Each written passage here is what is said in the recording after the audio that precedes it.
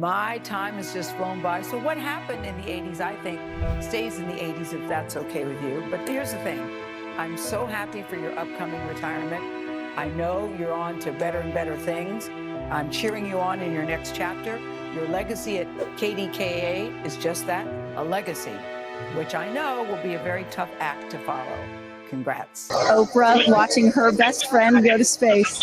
Gayle King stepped onto the red carpet in a breathtaking white gown, sleek, elegant, and impossible to ignore. Cameras flashed in rapid succession, headlines followed within hours, and social media lit up with commentary. You are officially an astronaut. How do you feel? I still can't accept that word, but I will say I can't even believe what I saw. When somebody calls this a ride, this was not a ride. As co-anchor of CBS Mornings, a best-selling author, and Oprah Winfrey's trusted confidant, Gayle looked radiant at the New York City premiere of a powerful new documentary. We get to see the flight suit for the first time. I've not seen it I've seen a drawing, but I haven't seen the actual suit. So we'll have final fitting for that. I didn't know I had so many measurements on my body, so we'll see how that goes. The film, a deeply moving exploration of Celine Dion's battle with a rare neurological illness. But that night, the conversation wasn't just about the documentary, or even her stunning ensemble. Something else had people talking, something unspoken. The real buzz centered around her transformation, specifically her noticeable weight loss. Yes, she looked incredible. Her hair cascaded in soft waves, her skin seemed to glow, and her gold heels shimmered beneath the lights. But the internet quickly turned speculative. Had she used Ozempic? Another injectable weight loss treatment? Especially after her close friend Oprah had recently opened up about her own experience with such medication. Gayle, uncharacteristically, remained silent.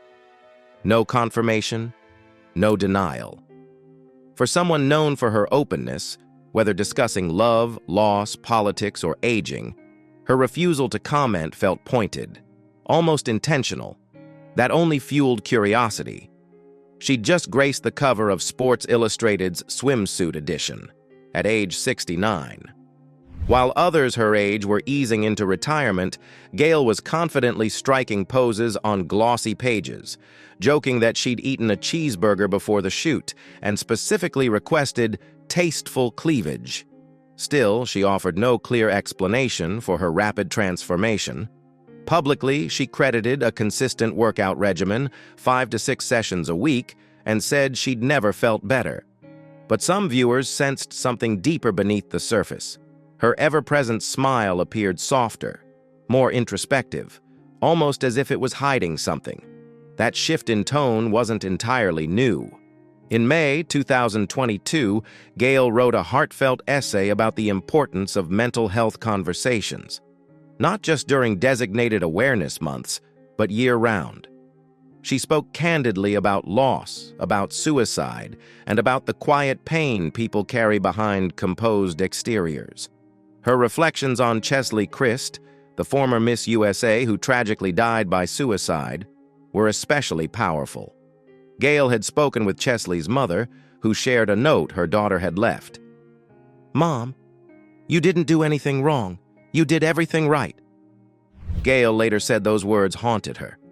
As she told the story, it was clear it struck a nerve. She wasn't just reporting, she was feeling. She emphasized how easily suffering can be masked by smiles, and coming from someone who's spent decades performing under bright lights, that level of vulnerability was both startling and deeply moving. It left many wondering, was Gayle herself grappling with something she hadn't shared?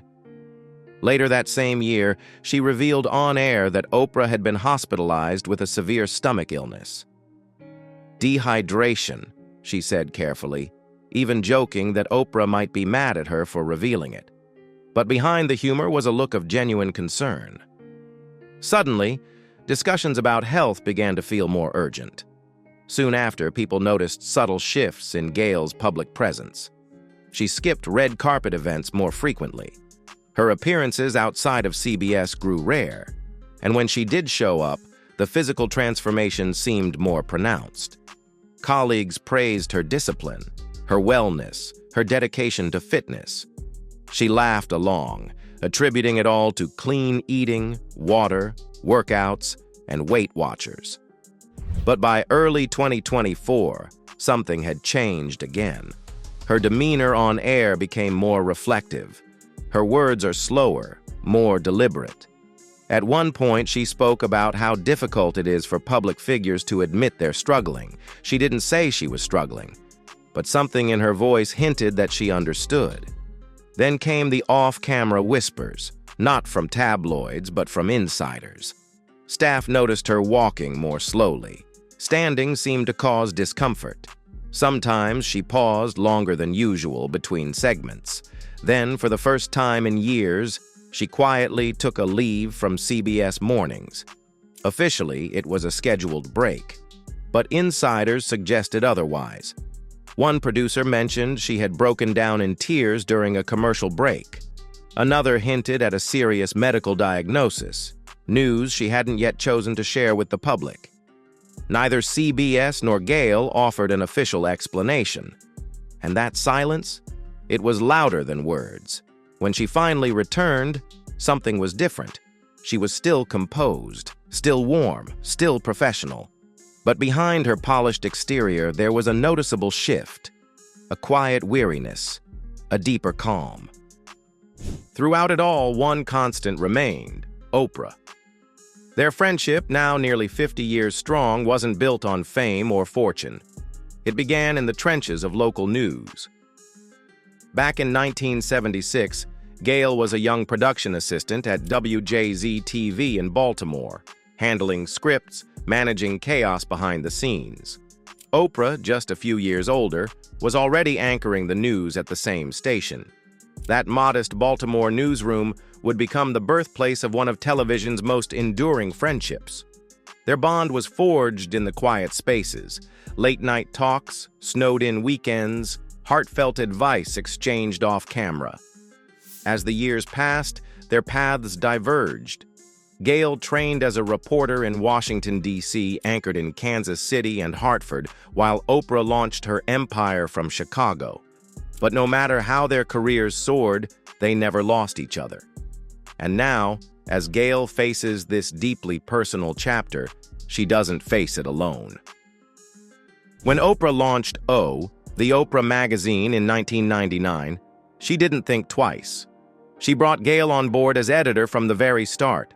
More than a decade later, after Gayle's talk show on OWN came to an end in 2011, Oprah stood by her once again as she made the leap into the high-stakes world of national morning TV with CBS Mornings. But their connection wasn't built on business moves alone. It ran much deeper. They had weathered breakups, grieved losses, endured media storms, all side by side. To Gayle's children, Kirby and Will, Oprah was more than a family friend. She was another mother figure. And for Oprah, Gayle provided a kind of refuge, a place of calm outside the constant glare of fame. Over the years, the public remained curious. Some were simply interested, others pried. Was their bond purely platonic? Was there something more?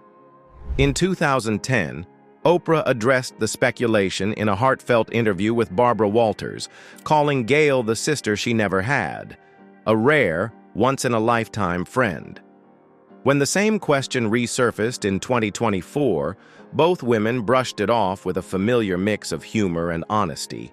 They didn't need to define it. What they shared transcended labels. In 2024, when Gayle's striking transformation captured headlines, the internet buzzed with assumptions. Ozempic, Hollywood shortcuts, miracle diets. What most didn't realize, though, was that her changed appearance wasn't just cosmetic. It was the outward reflection of something far more serious, a health issue that demanded real change. Behind her signature poise, Gayle was quietly navigating a new reality. And through it all, Oprah remained her anchor. They continued to appear together, smiling at premieres, attending charity galas, effortlessly bouncing off each other in interviews. But those watching closely noticed a subtle shift. Oprah's gaze now held a hint of protectiveness. Gayle's confidence remained, but her voice sometimes revealed a softness, a quiet vulnerability. That June, Oprah herself was hospitalized after a severe stomach virus left her dangerously dehydrated. It was Gayle who shared the news on air, calmly, sincerely. She admitted the situation had shaken her. Viewers felt the gravity of that moment, a dear friend holding space for another.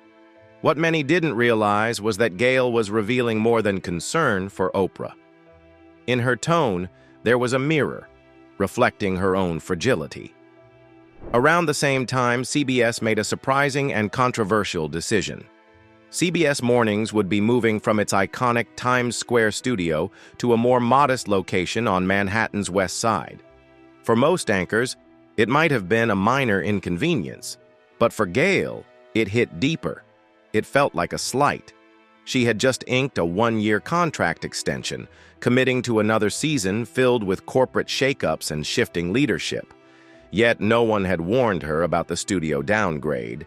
Her beloved office, meticulously curated over the years into a personal haven, was being taken away without a word, and she was furious, not because of ego, but because of principle. After decades of loyalty, through scandals, breaking stories, and countless early mornings, she deserved better than a quiet shuffle out of the spotlight. Behind closed doors, Gayle didn't stay silent. She spoke up. She demanded to be treated with the respect she had earned. She wasn't a placeholder. She was a cornerstone. And Oprah? She was right there, backing her every step of the way. According to insiders, Gayle made her message crystal clear. If CBS wanted her on board, they had to honor her not just as talent, but as a trailblazer, not just as a name on a contract, but as a woman who helped shape morning television. And Oprah, unwavering as ever, stood firmly beside her. Their friendship had always been powerful, not just because it lasted, but because it stood for something. Oprah often said that Gayle celebrated her victories harder than she did herself, and Gayle never hesitated to describe Oprah as the most generous person she'd ever known. When Oprah launched her own network, Gayle went with her. When Gayle accepted the challenge of network news, Oprah cheered from afar. And when the public speculated, criticized, or made jokes, neither woman flinched. They stayed the course, unshaken. Even during turbulent moments, like the fallout from Charlie Rose's exit or the criticism Gayle faced after her interview with Lisa Leslie, they had each other's backs. Oprah never backed down, and Gayle, with her grace and resilience, pressed on. But time was changing things. Oprah had begun hinting at slowing down. Gayle, too, had started to reconsider what mattered most. Health has a way of shifting priorities. It wasn't just about managing symptoms, it was about reimagining the future. Despite the glossy photo shoots, the designer heels, and the perfectly lit studio segments, Gayle was in transition. Her body was speaking to her, her spirit too. And for the first time in a long while, she had to ask herself, was it time to step away from CBS? The network certainly wasn't making the choice any easier. Ratings continued to lag behind their competitors. Executives were under pressure to slash $500 million from the budget. Morale inside the newsroom was low. Rumors swirled about exits, about layoffs, about what the future would even look like. And yet, in the midst of all that uncertainty, Gayle still knew how to command attention. It happened live on air, during a breezy segment with podcast host Alex Cooper. Known for her bold interview style, Cooper was caught off guard when Gayle turned the tables and asked a playfully provocative question about her marriage. The control room panicked. Producers scrambled to cut in, but Gayle wasn't being careless. She was being intentional. She was reminding everyone exactly who she was. From hard-hitting interviews with political figures to witty banter in lifestyle segments, Gayle had range. That viral moment? It wasn't a misstep. It was a move. A subtle reminder to the network and the audience that she was still the woman who knew how to make TV matter. Still, even as she kept up appearances, something was shifting behind the scenes. a quiet readiness, not to retire entirely, but to pivot, to embrace a new kind of chapter, one free from ratings pressure, studio politics, and 4 a.m. wake-up calls. And this time, her next adventure would be unlike anything she, or any journalist really, had ever done before. This spring, Gayle King is preparing to break new ground by leaving the ground entirely. At 70 years old, she's headed to space with Blue Origin as part of its first all-female crew. Joining her on this historic mission, pop icon Katy Perry, broadcast journalist Lauren Sanchez, NASA scientist Aisha Hassan, civil rights advocate Amanda Anduyan, and producer Kieran Flynn. The mission, known as NS-31, will propel the group past the Kármán line, 62 miles above Earth's surface, officially entering space. The rocket will climb at more than 3 times the speed of sound. Once it reaches its peak, the crew will unbuckle and experience weightlessness, floating in silence as they gaze down at the planet. It's more than a thrill ride. It's a milestone. Since Valentina Tereshkova's pioneering flight in 1963, no all-woman crew has taken part in a space mission like this.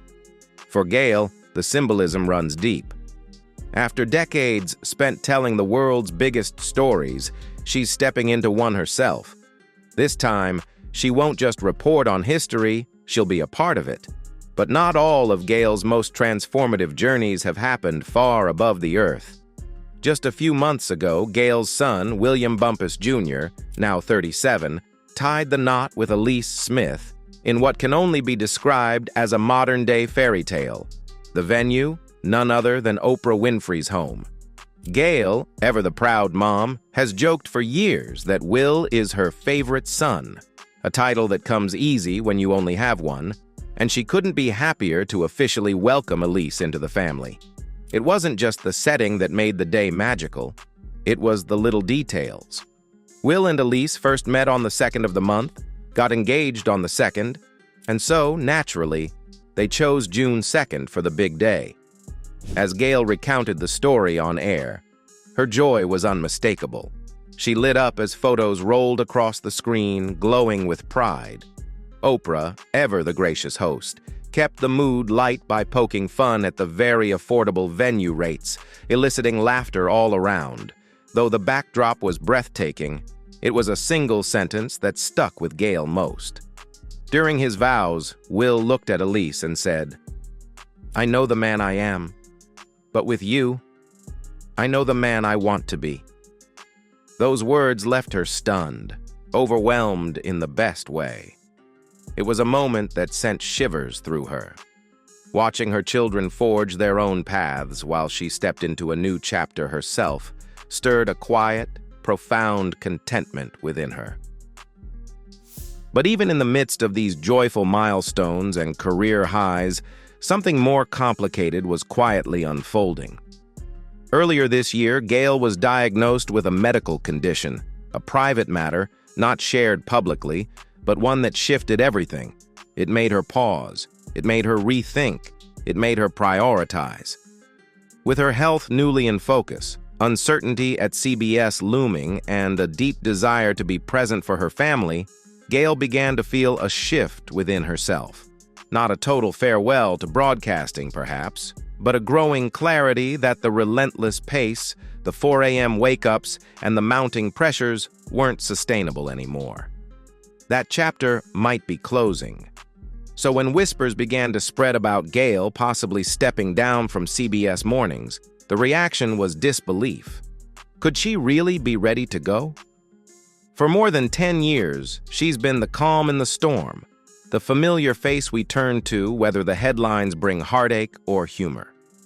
Yet, if she was preparing to move on, it was clear she'd do so on her own terms, with grace, intention, and the same quiet strength that's always defined her. This wasn't a retreat. It was a recalibration. From anchor to astronaut, from the desk to the stars, from the woman asking tough questions to the one finally asking herself the most important one of all. What kind of life do I want next? The answer is simple. a life centered on wellness, a life rich with laughter, home-cooked meals, slow mornings, and spontaneous joy. A life that still uplifts and inspires but doesn't demand she sacrifice herself to do it. As she readies for space travel, bonds with her new daughter-in-law, and reflects on her son's next chapter, Gayle isn't just closing a door. She's opening a new one. She's not fading into the background. She's stepping into the light. That's the quiet truth underneath it all.